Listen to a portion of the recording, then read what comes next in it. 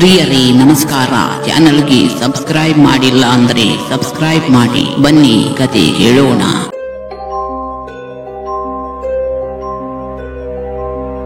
ಲಕ್ನೋ ವಿಶ್ವವಿದ್ಯಾನಿಲಯದ ಲಾಲ್ ಬಹದ್ದೂರ್ ಶಾಸ್ತ್ರಿ ಅವರ ಹಾಸ್ಟೆಲ್ನಲ್ಲಿ ಓದುತ್ತಿರುವ ಮೂವರು ಸ್ನೇಹಿತರು ಸೋನು, ವಿಶಾಲ್, ರೋಹಿತ್ ಸ್ಮಶಾನದೊಳಗೆ ರಾತ್ರಿ ಕಳೆಯಲು ಯಾರಿಗೆ ಧೈರ್ಯ ಎಂದು ಒಬ್ಬರಿಗೊಬ್ಬರು ಸವಾಲು ಹಾಕುತ್ತಾರೆ. ಏಕೆಂದರೆ ಅಲ್ಲಿ ಸ್ಮಶಾನವಿದೆ. ಅದರಲ್ಲಿ 1857ರಲ್ಲಿ ಕೊಲ್ಲಲ್ಪಟ್ಟ ಬ್ರಿಟಿಷರನ್ನು ಸಮಾಧಿ ಮಾಡಲಾಯಿತು. ಮತ್ತು ಆ ಸ್ನೇಹಿತರಲ್ಲಿ ವಿಶಾಲ್ ಧೈರ್ಯ ತೋರಿಸಿ ಷರತ್ತಿಗೆ ಒಪ್ಪಿದನು. ಮರುದಿನ ಮೂವರು ಸ್ನೇಹಿತರು ವಿಶ್ವವಿದ್ಯಾನಿಲಯದಿಂದ ಹೊರಟು ನಡ್ವಾ ಕಾಲೇಜ್ ಮತ್ತು ಪಕ್ಕಾ ಸೇತುವೆಯ ಮೂಲಕ ಸ್ಮಶಾನವನ್ನು ತಲುಪಿದರು. ರಾತ್ರಿ ಸುಮಾರು 1 ಗಂಟೆಯಾಗಿತ್ತು. ರಸ್ತೆ ಎಲ್ಲ ಮೌನವಾಗಿತ್ತು ಮತ್ತು ರಸ್ತೆಯಲ್ಲಿ 1-2 ವಾಹನಗಳು ಕಾಣುತ್ತಿದ್ದವು. ಮೂವರು ಸ್ನೇಹಿತರು ಸ್ಮಶಾನವನ್ನು ತಲುಪಿದರು. ಸ್ಮಶಾನದ ಸುತ್ತಲಿನ ಗೋಡೆಯು ಮುರಿದು ಹೋಗಿತ್ತು.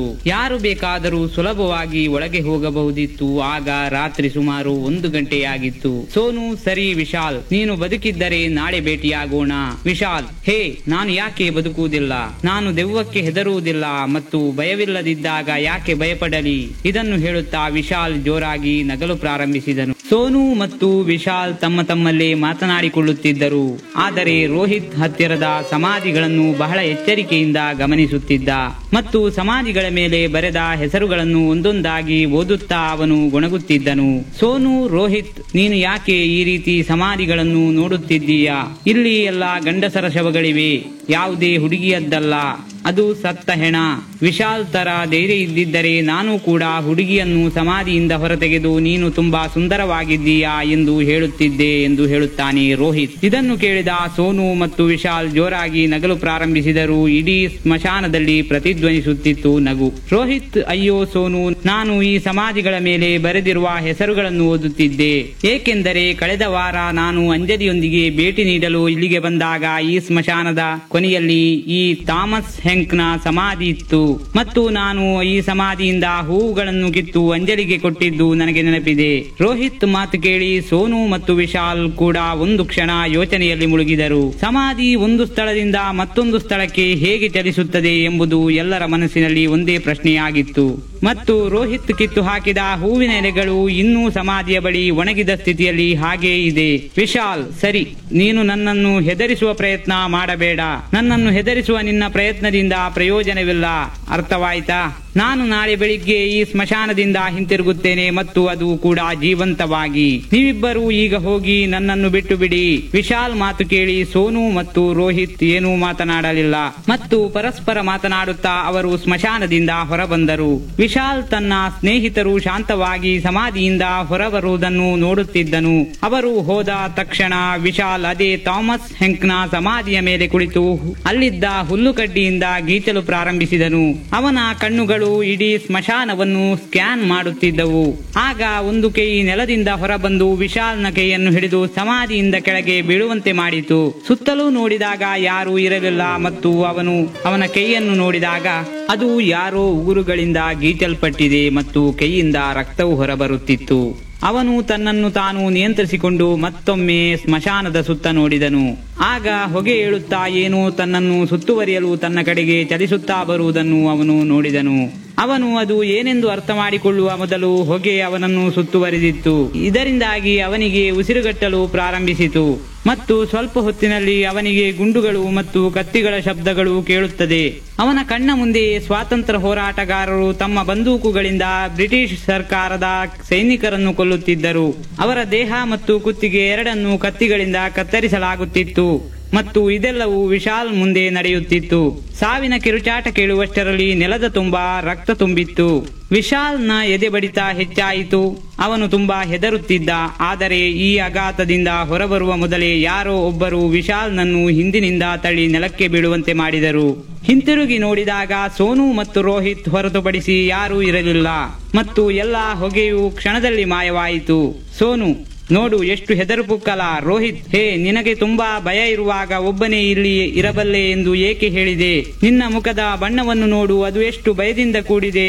ಹಠಾತ್ ತಳ್ಳುವಿಕೆಯಿಂದ ಭಯಗೊಂಡಿದ್ದ ವಿಶಾಲ್, ಸೋನು ಮತ್ತು ರೋಹಿತ್ ಜೋರಾಗಿ ನಗಲು ಪ್ರಾರಂಭಿಸಿದರು.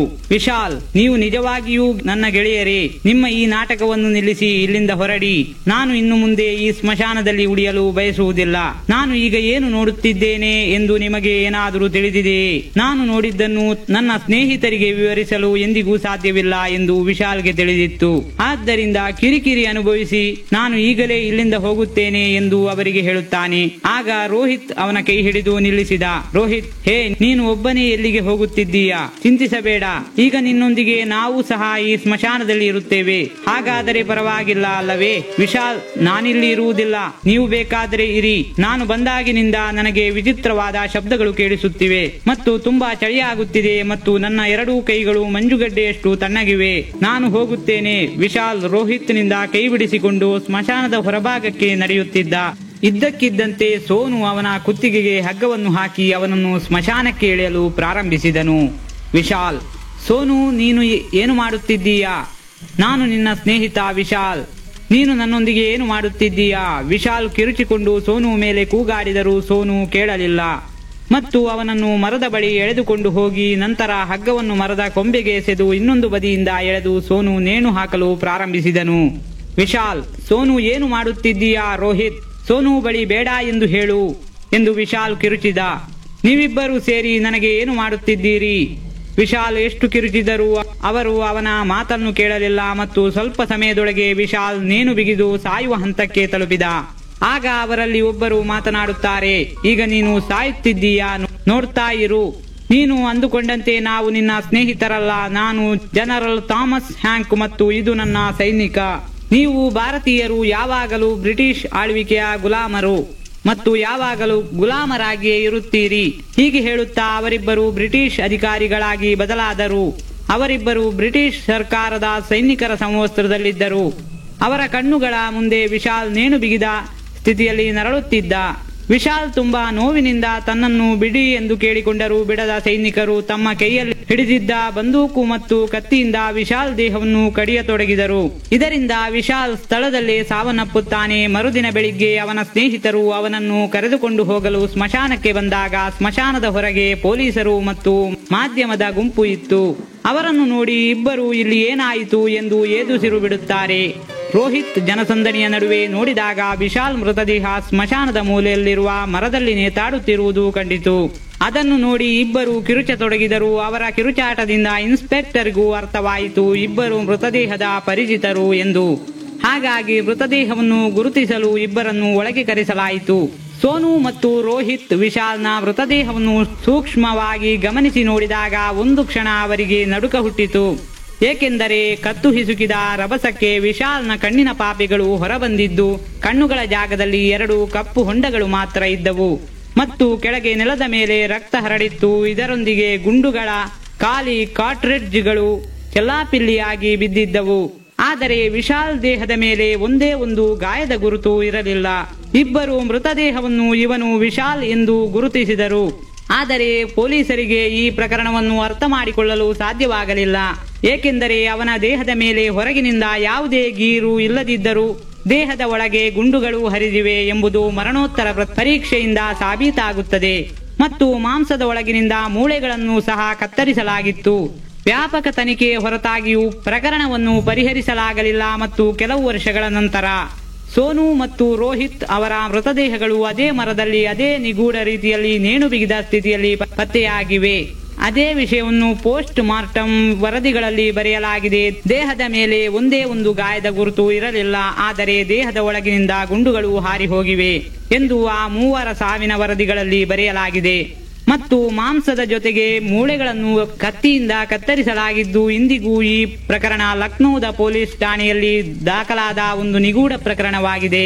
ಆದರೆ ಈ ಘಟನೆ ನಡೆದ ನಂತರ ಎಚ್ಚೆತ್ತುಕೊಂಡ ಸರ್ಕಾರ ಈಗ ಎಲ್ಲಾ ಕಡೆ ಗೋಡೆಗಳನ್ನು ನಿರ್ಮಿಸಿ ಬೆಳಕಿನ ಸೌಕರ್ಯವನ್ನು ಕಲ್ಪಿಸುವ ಮೂಲಕ ಸ್ಮಶಾನವನ್ನು ಭದ್ರಪಡಿಸಿದೆ. ಈಗ ಈ ರಸ್ತೆಯಲ್ಲಿ ರಾತ್ರಿ ಇಡೀ ವಾಹನಗಳು ಓಡಾಡುತ್ತವೆ ಮತ್ತು ಜನರು ಭಯಪಡದೆ ಓಡಾಡುತ್ತಾರೆ. ಆದರೆ ಇಂದಿಗೂ ಕೆಲವರು ಎಲ್ಲಾ ದೀಪಗಳು ಮತ್ತು ಭದ್ರತೆಯ ಹೊರತಾಗಿಯೂ ಜನರು ಆ ಸ್ಮಶಾನಕ್ಕೆ ಹೋಗಲು ಭಯಪಡುತ್ತಾರೆ.